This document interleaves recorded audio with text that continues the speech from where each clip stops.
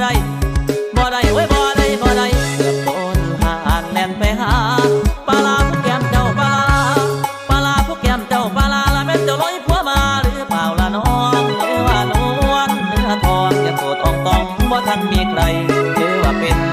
แม่ห้างผัวเจ้าปลาให้คนเดียวได้อ้ายไปทั่วเมืองไทยบ่เคยเห็นไผน่ารักเท่าเธอบ่เคยเห็นไผน่ารักเท่าเธอได้มาเจอวันนี้ต่อหน้าเวทีก็จังมันเป็นตาหักไอ้คิดมักละคนดีเจ้าคิดมักละคนดีเจ้าโดยทางน้องว่าจังได้สำหรับทางตัวอ้ายมันพอตายแล้วตั้งแต่พ่อแม่อุ่น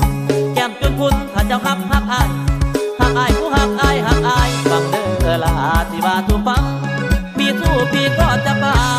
มีสู้พี่ก็จะป่ามีหมูมีหมามีเป็ดมีไก่มีวัวมีควายอ้ายก็จะทิ้งเพราะพี่รักน้องจริงอยากได้ยอดหญิงนั้นมาเป็นแฟนอ้ายที่พาแดนควงเจ้าทั่วแดนที่อ้ายไปลำว่าจังไรคนคำเจ้ามักหมอลำบางบ่คนดีเจ้ามักหมอลำบางบ่คนดีหรือเจ้ามี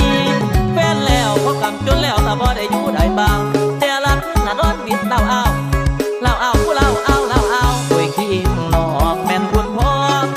ต่อรอผู้ต่อรอ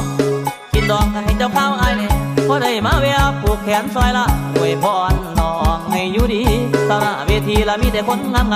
ผู้บ่าวหมอลำที่ตายน้ำงามงอนผู้เอวอ่อนละอ่อนใจหมอลำมักดีคนงามสาวลำเตยมักดีคนงาม